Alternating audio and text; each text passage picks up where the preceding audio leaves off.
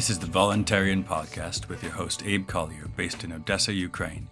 Here we discuss humanitarian aid, working in an international context, and volunteering. This podcast is a production of Dignity Aid International. Your donations can help us provide humanitarian assistance in this conflict. Please find a link in the description or comments. And don't forget to like and subscribe. Now, on to the podcast. Welcome back to the Voluntarian podcast. The Voluntarian Episode 3 Introduction. Our guest today on the Voluntarian podcast is not only just a volunteer, but also an immigrant to Ukraine, who by circumstances of a storybook romance packed up his life in Canada and moved to Odessa, Ukraine in October 2021. Prior to his life in Ukraine, he worked as a computer technician, project manager, freight train conductor, flight attendant, and even as a full-time corporate entertainer for 5 years. In 2016, he was recruited to be the cruise ship DJ aboard Holland America Line's New Amsterdam. There he met his now wife, and that would eventually lead him to Ukraine, as well as other places such as Georgia, Romania, Moldova, and Poland. Today's guest doesn't give up easily. A healthy dose of stubbornness is very useful when chasing the woman of your dreams halfway across the world, or staring down the very real chance of death by the Russian Federation. Good deeds and service to his neighbors and friends has always been a part of his life. Whether it was feeding the homeless at his church at age 14, repairing computers for friends, or helping a food bank in rural Saskatchewan, Canada to raise $50,000 for a new building. On February 23, 2022, our guest felt a premonition of impending doom. He rose early at 8 a.m. to clean out his sister-in-law's basement storage unit in case it would be needed as a bomb shelter or hiding place. At 5 p.m., he started his regular IT shift until closing his laptop at 2 a.m. He could not sleep. Lying awake in bed at 5 a.m. on February 24th, 2022, his entire apartment building shook violently.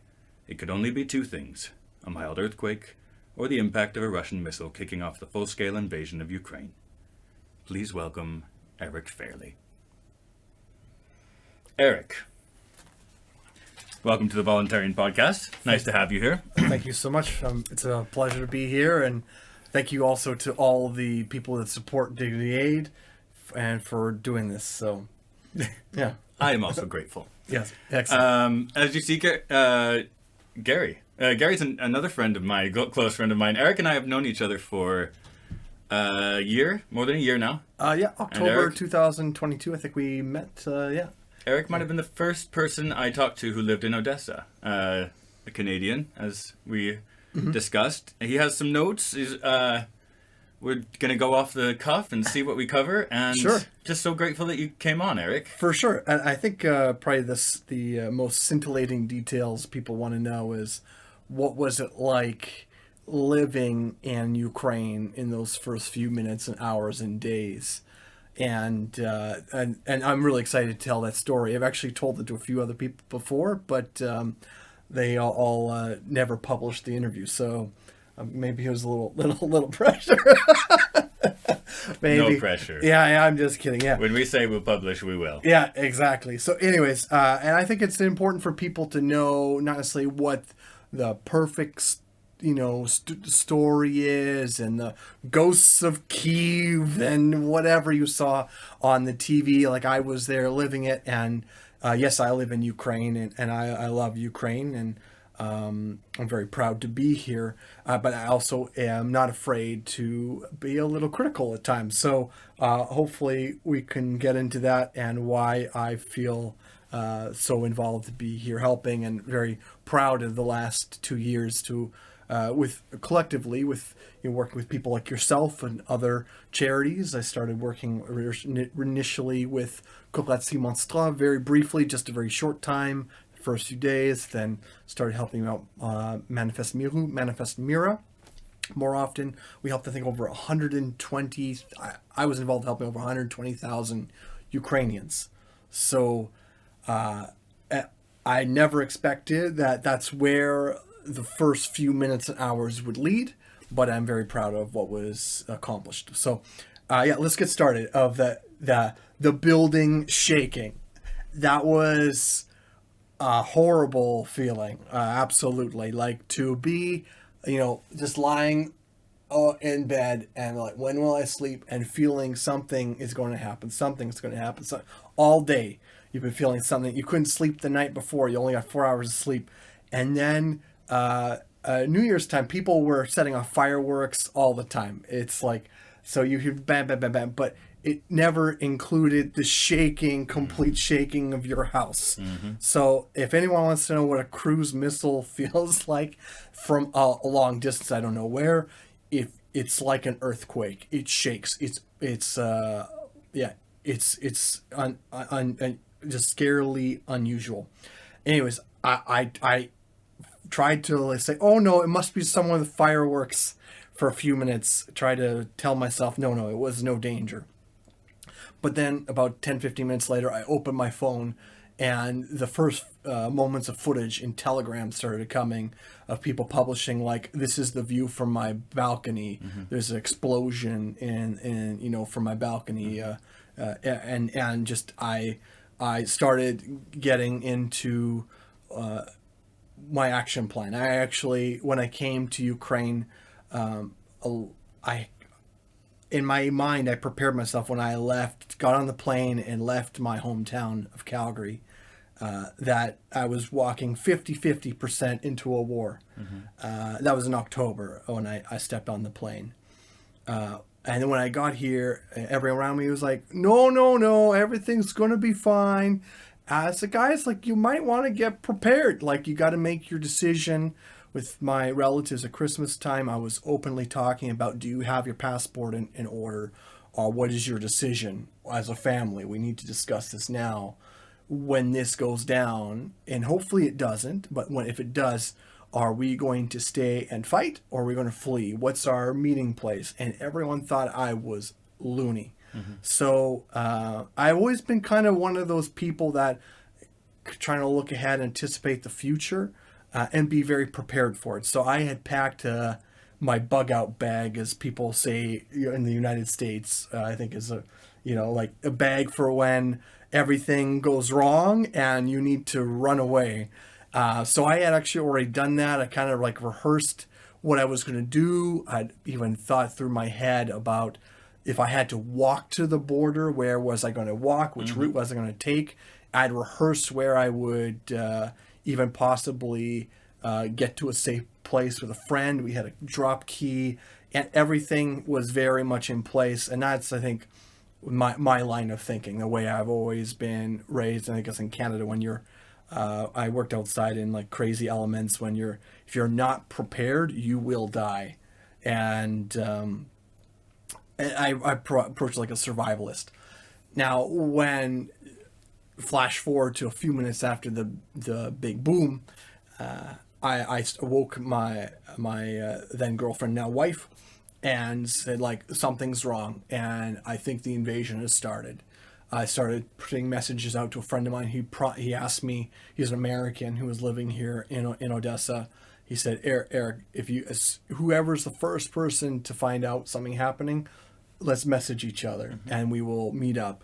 So my original plan was to get in the car and go with him to Moldova and hopefully take everyone I could with me. But my Ukrainian family resisted. So I was left with a very difficult choice. I was very prepared. I had my bags ready. I had to lift them and go and get in the car. But they were not mentally prepared, so they froze and they panicked. And that was sort of the general theme of the first, I think, 48 hours was people were not prepared and they were in disbelief. Particularly the local people. The foreigners were more open to the idea and usually had a plan. We've been discussing it already for a few weeks, even in like having coffee with a few other foreigners here. Like, the buildup for the army on the border. The buildup of the army. It's obvious. We're surrounded. Ukraine is surrounded on four sides. Moldova has a possible military. Belarus, there's military activity. There's Russia, Donetsk, and the Black Sea. Like, there's activity happening. We're surrounded on four sides. Oh, make your decision. So I found, that's, I think, the tragedy is not enough people, Ukrainians, were prepared for it, or maybe they didn't know how to prepare. And that kind of was the theme. And for the first couple days, we just kind of hid and we all got together as a family. There was cruise missiles falling, things exploding. So you decided not to go. Yes, because I had fought so hard to get to Ukraine. I'd changed everything about my life to be with my now wife. I had, given up a certain job. I'd changed my career. I'd picked a specific job that could allow me to work remotely. And I suppose you liked her as well. Obviously, and I had worked very hard to get everything in place for about 2 to 3 years to make the move. It's not easy to go from one country to the other, especially a country you don't speak the language, and be able to survive. So I had tried to set myself up for success, that I had taken care of all my business in Canada before I came, I was planning on being reunited with her. We'd been separated for a long time, be reunited, and then we should be together and then get married. So that was the plan, which did work out, although not entirely in the order. Entirely in the order we expected. So, but day 2 was I have my notes here. It's like waiting, bad, and constantly horrible news. So and some things in this interview, I will change names to protect people's identities. I'm obviously not neutral, in the sense, I think in our humanitarian work, a lot of people talk about neutrality, and yes, I don't wish to kill every Russian. I better be careful how we say it. I do not want all Russian citizens to die.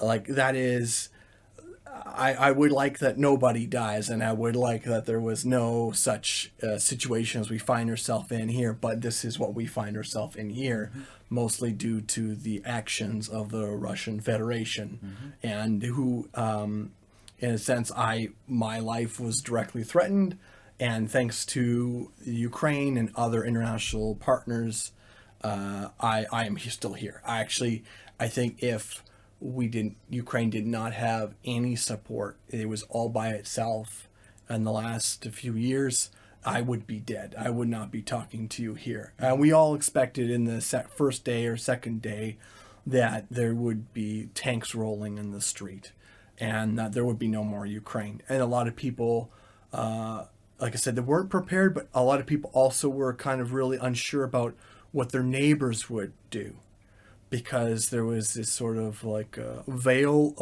dark veil of unknown. Is my neighbor my friend or my enemy? And I always thought that probably the most scariest part of the whole thing was people in a time of panic, everyone would turn against each other. So your neighbors would want to break in and steal something from you to survive or whatever. But what was very odd is that the social fabric solidified, and for the most part, and people did not turn on each other. So that was great news in the first 2-3 days, is that there was a surprising level of unity, that like solidarity. People were not sure if it existed or not. And I think because of that, people thought maybe, not to prepare because, well, it's already going to be over because my neighbor's going to pro-Russian and, they're just going to give me up to the Russians or whatever scenarios played in people's head. There was this very dark veil, and as the fog of war is a very real thing. As we're sitting, my family is sitting all in the same apartment, I made the decision that, and pushed everyone to take the lead, that we all needed to be in the same place. Because we expected any minute, any hour for the telephones to be cut, the water to be cut, and us to, like I said, have to hide in this basement because there'd be tanks rolling down the street, not knowing what was going to happen. And I felt kind of frustrated with myself that I had not taken earlier or adequate preparations to prepare for, let's say, water storage or whatever, because in my mind, my original plan was to go. And so when my now wife decided to absolutely refused to leave. Same thing with her sister. I decided to stay and at least provide them some leadership in that moment, of at least, because they were just in their mind totally shell-shocked and unsure what to do. So at least tried to keep everyone together, keep everyone calm.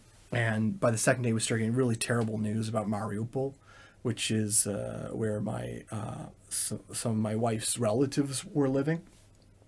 I can't say all details, but every hour is getting worse and worse, and sounded like that they might lose communication. In the end, I can say that all of my extended relatives made it out of Mariupol alive, but I cannot say that where they are to protect their identity. So, to the best of our knowledge, all their homes are completely destroyed, and it's a great tragedy. And that was definitely the first 48 hours were the scariest. But then by the third day, we were all realizing that we had to do something. We couldn't just sit at home and hope that things would get better. And in the news, it was the social media was just going crazy. We needed to do something to get our minds off of just staring at the news to trying to change the circumstances. And I think that's really the third day of the invasion is when I made the decision that I would do charity and humanitarian work to the best of my ability. And as your intro noted, you'd done some volunteer stuff before in Canada. Yeah, I mean, humanitarian work within Ukraine. So prior to that, I'd only been in Ukraine 3, 4, 5 months. But I've done volunteer stuff, but never in a people are going to live or die today or tomorrow if I do not act. In all my previous experiences, it was always more like it is the right thing to do to help this person because maybe they lost their job, they don't have money to pay for food, so I'll help supply them food or something like that. But there was never if I do not help them today, they may not be alive tomorrow. Kind of, the stakes were not at that level that high. So yes, third day, we decided, my sister-in-law and I and one of her friends, a male friend, decided to go to the territorial defense base. So I'm going to try and say this right. I apologize. Obrona Territorialna. I apologize if I didn't say that quite right. So, which are the division of the military in Ukraine, which are all volunteers, I believe, that volunteer to defend their specific area near their wherever they're living. So if you're living in Odessa, for example, you would be assigned to a unit to patrol and defend your area. So you wouldn't be moved around. Anyways, I remember getting on the bus and still constant alarms, constant bad news, and on the bus having the conversation with my sister-in-law that, Eric, I know you want to help, but please be very careful in how you behave when you get off the bus. Because if you want to help, yes, but if they may ask you to sign a contract, meaning sign a contract to pick up a gun and fight. Now, you have to make a decision now on this bus. Do you want to pick up a gun and fight? Or what are you going to do? And I had already kind of gone through my head that no, I was not ready to pick up a gun and fight, and particularly in a country where I don't speak the language, and I would probably be more of a hindrance than a help. But I said, I'll go. Let's see what's happening. And so we got off the bus, it pulled up to the yard, and this is where it really is probably the most emotional moment in those first few days for me, is seeing young men like my age or younger just drive up to this point in Odessa with their cars, park their cars and civilian jeans, clothes, whatever, get out of the car, go to the gate and say, I'm ready to fight. And they were very quickly, within minutes, given a AK-47, a gun, put on a yellow marshutka, which is a type of public transit bus, like a little yellow shuttle bus, and likely taken off to Kherson. And it's very unlikely that any of those men are alive. So that was very deeply that was definitely the most emotional moment of the first few days, is seeing what is it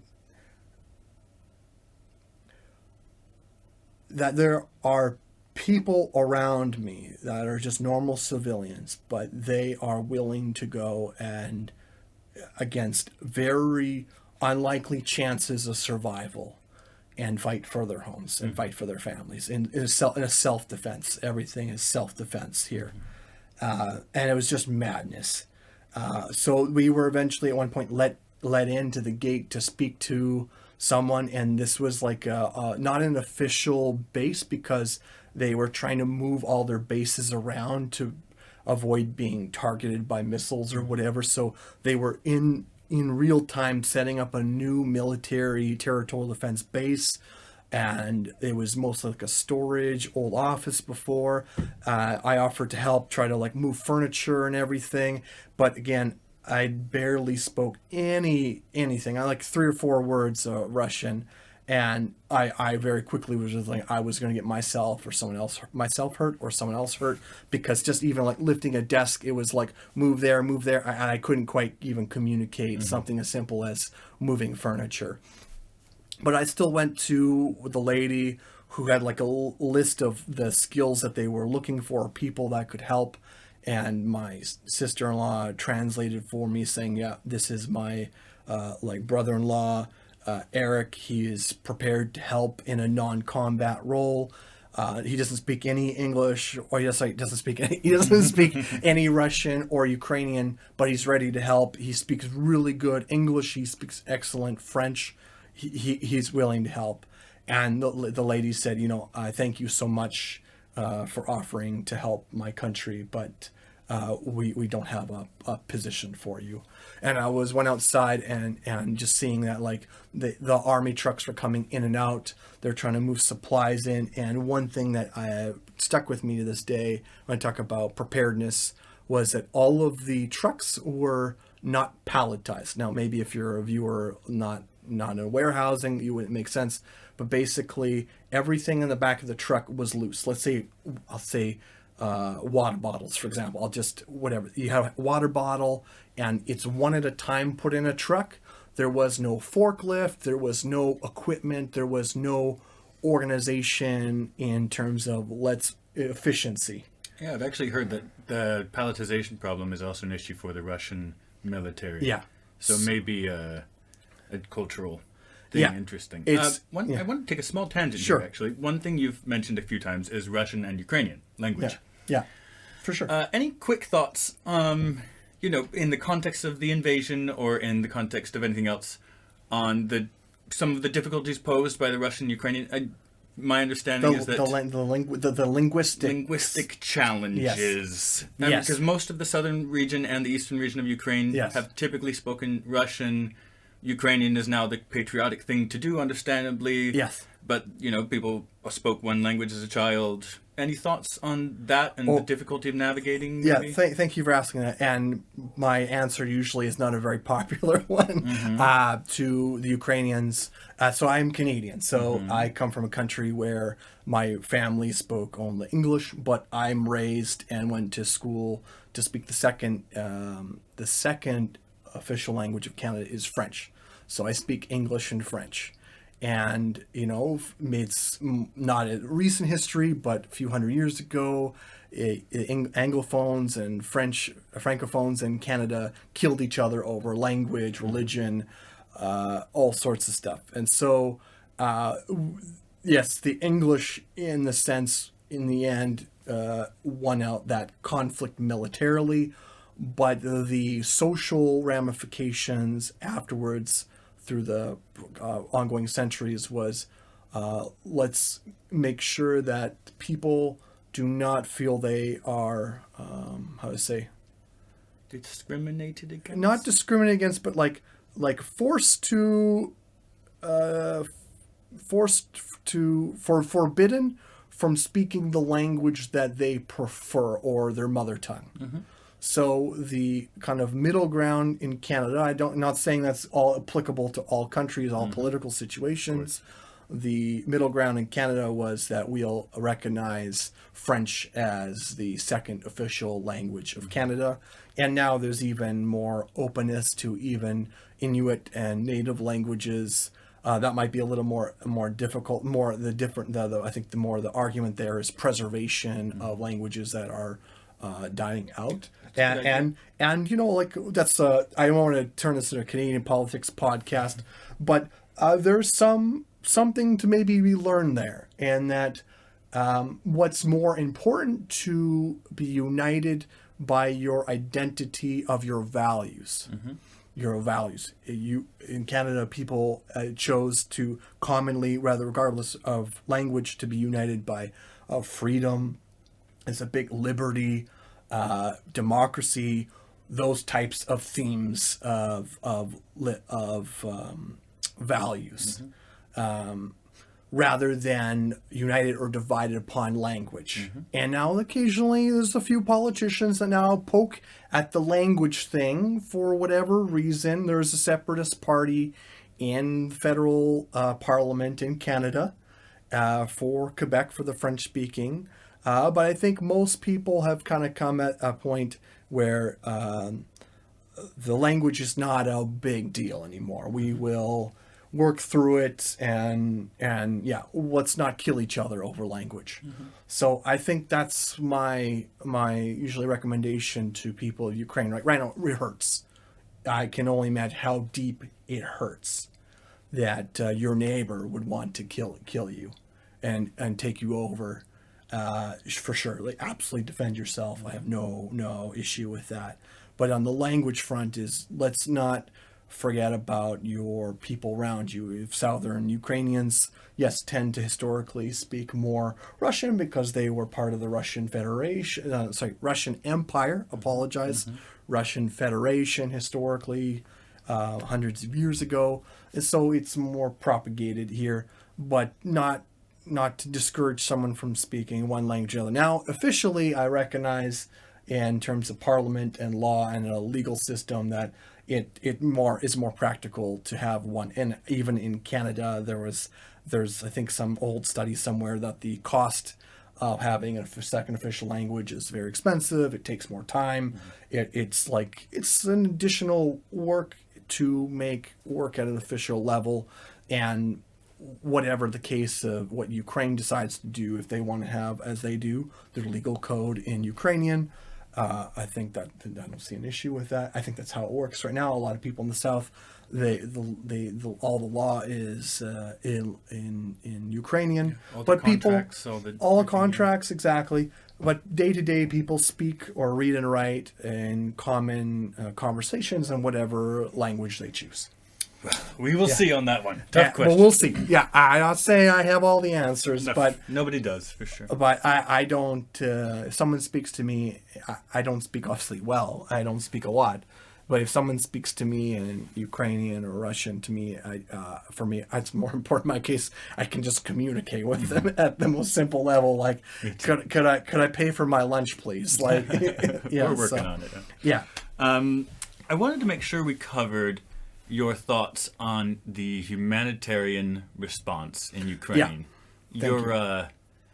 You worked for a year for a local organization, which is an unusual experience to be full-time for a local organization. Yes. For what was it like? What are your thoughts about that? Yeah, I definitely was part of, and I want to recognize I wasn't the only one, the early response humanitarians. Mm-hmm. I'm a bit of a unicorn, like I'm not born in Ukraine. I moved to Ukraine and stayed here. It's a bit unusual. And when this all happened, there was no UN, there was no whatever, but there was definitely, it is chaotic, of course, but I think of a friend of mine named Yakov, for example.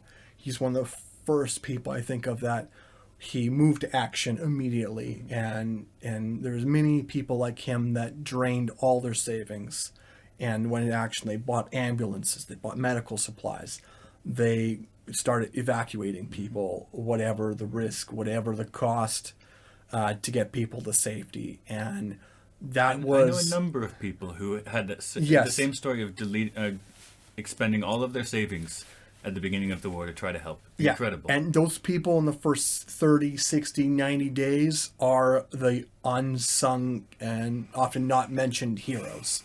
That a lot of those people, they burnt out after 90 days, but they thankfully did what they did to reduce likely the thousands, hundreds of thousands, tens of thousands, millions of potential deaths. Like I was in the display in Kyiv recently for the Ukrainian railway. I cannot remember the official name of the Ukrainian railway system. I apologize, but I can't either. But something like, because the train employees followed their duty and their jobs, they evacuated like millions on trains.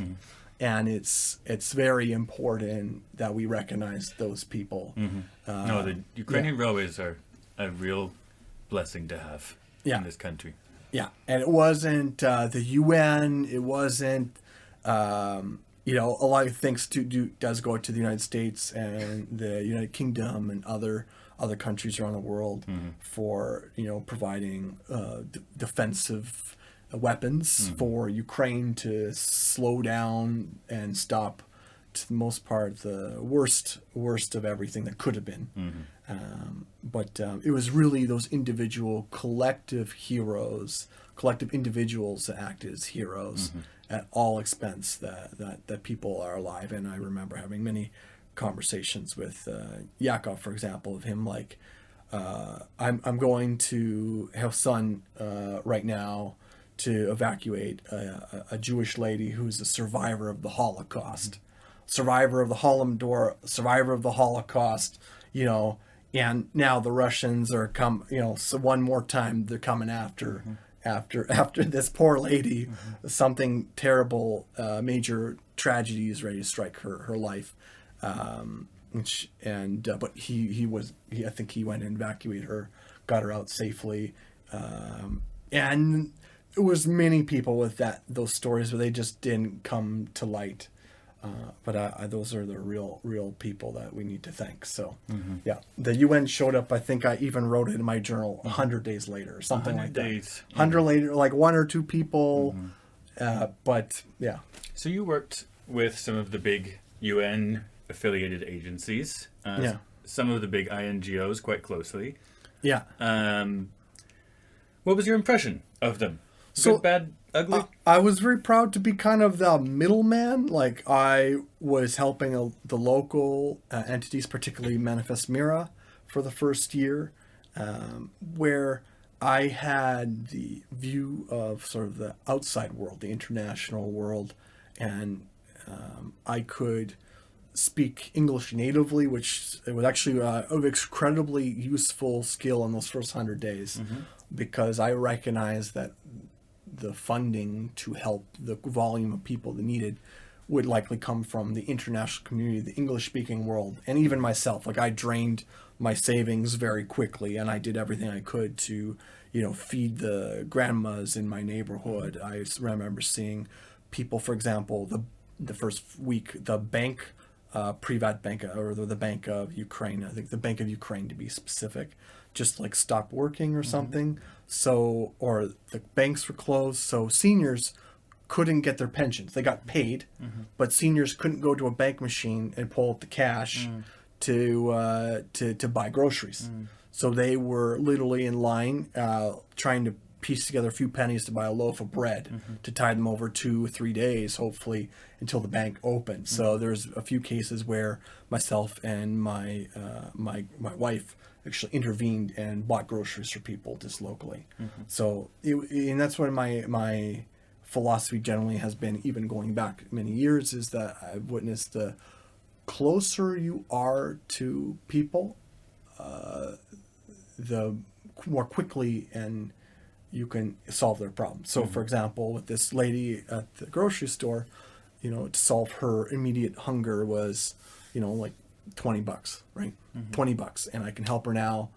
But if we leave that to go longer, then it costs more to intervene. It gets more complicated. Maybe she's then has to get rushed to the hospital because she's dehydrated or medical complications, right? So like the sooner and closer you can help people around you as a person, often you can mitigate that better than any large charity, any UN. By the time the UN comes along, there's people that were seriously, without proper food for weeks and weeks and months. Thankfully, Ukraine's culture has a strong agricultural culture, particularly in people growing their own food, and particularly in the rural areas.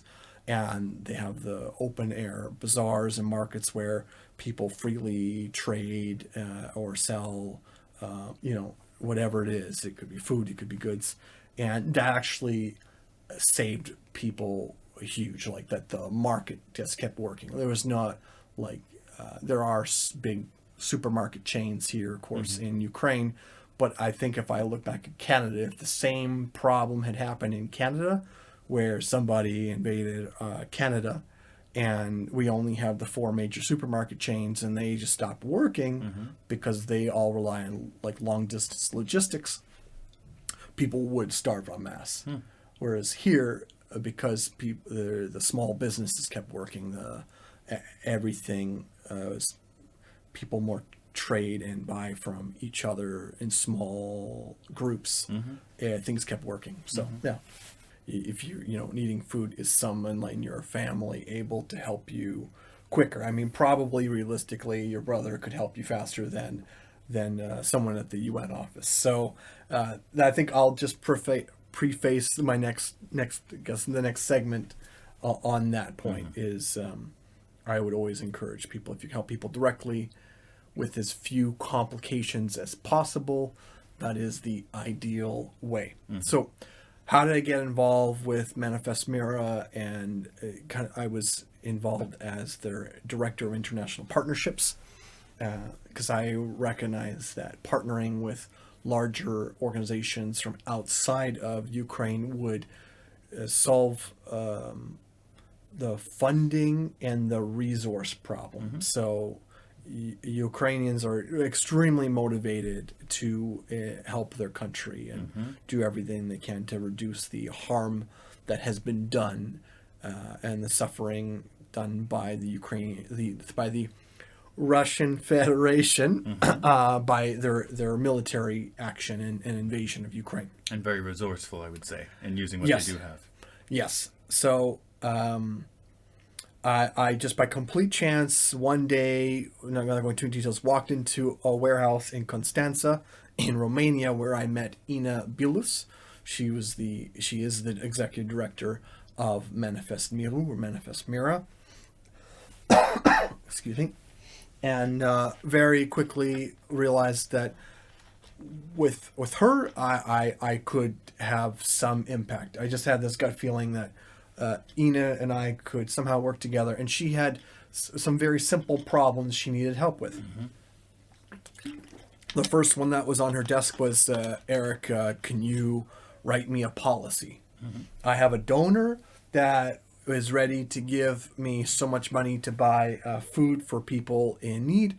I just need help filling out this form in English. I do speak, read, and write English, but I'm just not super strong at it, and I just don't have the time to write something out very formal.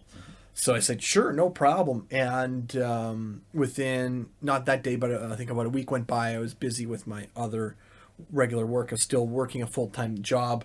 And in secret, I was working outside of Canada in secret with that job and trying to keep my identity, my location secret, which I did successfully from my employer for a long time. It wasn't my proudest moment, but stick it to the man. Anyways, I really much appreciate everything, that the opportunity they gave me, but I was not prepared to stay only in Canada. So anyways, So about a week went by. I came back in about like 1 or 2 hours. Sat next to her while she was working in the warehouse she rented to get supplies in and out of Ukraine. And I wrote up the policy, gave it to her, checked off this checkbox or whatever she needed, and for me it was very easy. And she submitted it. We didn't hear anything for a couple weeks. We went to lunch, and then I think 2-3 weeks later she came back and said, Eric, thank you so much for what you did. Some big number arrived in my charities, my foundation's bank account, and thank you so much. You removed that barrier. And so that's what I started to see a trend was in how I was helping Manifest Mirror. So in my business training through business school, there's something called the theory of constraints, or people might say bottleneck or obstacle, whatever word you want to use, is that you as the leader and the manager, if you give people clear instructions what their job is to do and you allow them to do their jobs, if you can remove their hurdles, their barrier, the constraint, they can perform and increase their performance and excel. So I found that's kind of what I kept doing. I kept on finding where's the roadblock and how can I remove the roadblock. In my case, it was my English language was a big one because I could write the grants, I could write a policy, I could speak very easily to an international donor and present a very and rightfully a very professional image of Manifest Mira to potential donors, to potential partners, to the UN, that they had the trust that we would do whatever we promised we would do. Or if they were offering us, let's say there's a group we worked with, they offered us a partnership with so much money and so many hygiene kits, so many food kits through our warehouse project. And I was heavily involved in developing the project. I have a project management training and done many IT related projects related more not with food and hygiene, but moving computers. So delivering computers to hospitals and clinics. And it's very much the same. It's very logistics focused and how to anticipate what the hurdle is going to be. How can we remove that? How can we equip the team with the tools they need to succeed? So one of those in project management, there's 3 big themes are people. Sometimes they use the word resources, but resources could be people, it could be money, it could be equipment, it could be even things like that. So how do I, for Manifest Mirror, in the face of a huge possible impending collapse of the Ukrainian state because of the Russian Federation, how do I give Manifest Mirror the funding, the trucks, the people, and the real push, at least within my capability, to help reduce the suffering that people are having? How do we reach these people? And yeah, I mean, I can also say from my experience, I've worked with Manifest Mirror regularly in the last year. Yeah, and just there's a huge gratitude to you for your work there. It's really it's really amazing. You're wrapping up, sort of. Yeah. Maybe your final thoughts on sure the war, the future, sure, the country that you have chosen as your home. Yeah, I think just we'll focus on the results. So I'm not can't forecast the future for Ukraine. Particularly in the military aspect, it's not my field, but I'm very happy that I was able to impact collectively with help from the team from Manifest Mirror, from people like you and other people, even strangers, giving me introductions and networking and putting me in touch with the right people that I played a part in assisting. There's 120,000 or more Ukrainians in the last 2 years. So that I think I'm very proud of, and hopefully that in the long term has some long-term benefit. So going back to what I see more for the future. So obviously my family is Ukrainian, and I hope that and wish that we can resolve this war this generation. It has got to be solved this generation, or else my children will have to face war, and on a continued basis. And I don't want that. I am hopeful that, and we've seen that Ukrainians and Ukraine is much more resilient than anyone expected, but still a huge amount of challenges. And I'll do my best to support as I can. A more independent. I've really enjoyed being more a volunteer the last 8 months and just helping little things, remove those barriers with anyone, not with everyone. And I think I had one thought that I've discovered from a quote I'd like to, from a soldier I prepared here, is to take into account is we talk about heroes a lot, and even people say Slava Ukraini, Gerom Slava, like glory to Ukraine, glory to the heroes. But I think we need to come to a point where we talk more about capacity building in general within these civilian population, and a resilience and a preparedness, so that we do not end up with the same situation we had 2 years ago. It's clear that the Russian Federation is not intending to stop anytime soon. I would hope that everything ends today, but still the repercussions of what we see will be for generations. Just looking at landmines in fields, the number in the deoccupied regions, for example, I've been to, and you've been to as well, in the number of children that will not have a father because fathers gave their lives for their country and for their families to try and protect them from further harm. But I think we need to shift towards this is a long-term thing, and appreciate everyone's support for Ukraine and for Dignity Aid and what you guys are doing here in Ukraine. Well, because of you, we can continue to help and build resiliency and preparedness for the long term, at civilian level. So like things like medical supplies, medical training, everybody knows how to do first aid. Everybody knows, basics as an example. But we have definitely seen that maybe it's also due to time, because the fall of, post-Soviet Ukraine is still very much in development. It's only 33 years since independence. And there's still a lot of hangover, like a bad hangover from the communist way of thinking, feeling of being, I don't have enough personal power to have personal initiative to change things. Well, we are seeing that people in Ukraine as individuals do have the power to affect change, and we need to encourage more of that and have people not feel so helpless.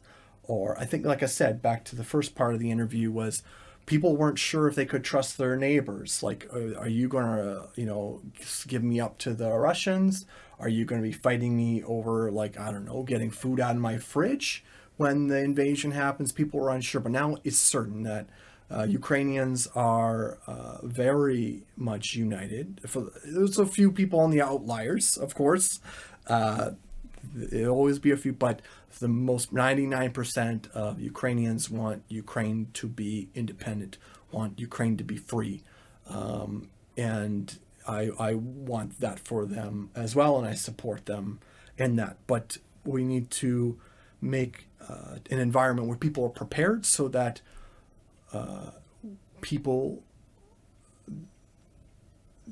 consequences and the repercussions are reduced. Absolutely. That's why I think a lot of humanitarian stuff is all about. We, as giving food kits and hygiene kits or whatever it is, or cash, we are not fixing the problem at the root, and I don't claim to be able to do that. We're usually reducing the harm, and that's a big part they talk about. The humanitarian principles I can't necessarily fix poverty in Ukraine, the Dignity Aid, like as one single group, hopefully can have some impact, but it'd be very realistic. Won't solve poverty or hunger or removal of landmines or civilian landmines or whatever that is all in one shot. So the closing quote I want to share with you is actually from a Ukrainian soldier, and I think he kind of encircles all this about preparedness and having the capabilities to endure for the long haul. Why do Ukrainians need heroes? The heroism of some is always to correct the mistake of another. All Ukrainian soldiers know this, that these heroic deeds happen not because someone wants to do it, but because there is no other way. There is no other way because someone at the planning stage made a mistake. And those words are spoken by Sviatoslav Aleksopolsky. He was killed in action on August 29th, 2022, age 32 years old. Glory to the heroes. So, well, thank you, Eric. yes. Volunteer, Canadian, and a friend. Yes. Appreciate your time. Well, thank you for being here, and thank you to all the supporters of Dignity Aid and the work. I encourage you to continue the support up for Abraham's work and all the people part of his organization and everyone in Ukraine. Like and subscribe. Lots of love to everyone.